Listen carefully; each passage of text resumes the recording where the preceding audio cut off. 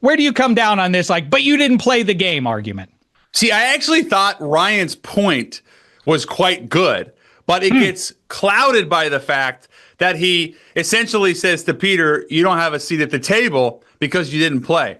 I'm somewhere in the middle. On one hand, I understand where a player who played in the NFL as long as he did with the success he had, and Ryan Clark would say, you have to have played the game at some position or at some level and had some level of success to have a seat at this table.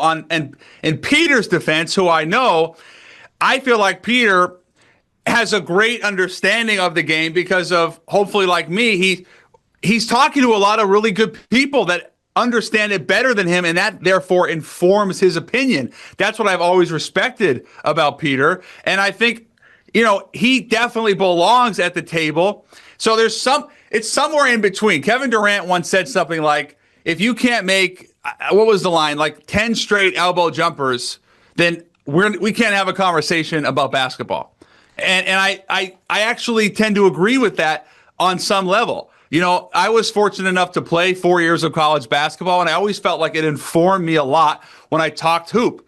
Because I didn't play football competitively, there's absolutely no way, Dave, that I could break down X's and O's the way that someone like Ryan can. But I'd like to think that me or Peter, because of the opportunity to talk with much smarter people, are able to have an opinion different than someone that did play. I say all the time, on one hand, you need Jordan and you need Dave and you need Pete Schrager and everybody else who didn't play the game, because otherwise it's the same energy that you see on the Millennium Falcon in the first Star Wars movie when Kenobi and Skywalker are talking about the almighty force, and Han Solo weighs in to say, wait a minute, I've been from one end of the galaxy to the other. I don't know anything about this force. That's our role. We're Han Solo in the conversation. Sure. Yeah. We're the skeptic for the vast majority of the audience.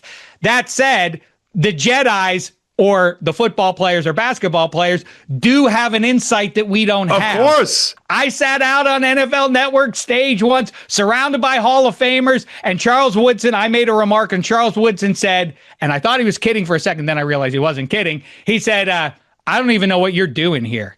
I mean, that maybe is too far, maybe too far. And he backed off very quickly and made a public apology. But anyway, both sides can have informed opinions, and that's what is great. You have two different opinions, two different landscapes that come together and create some really fun debate.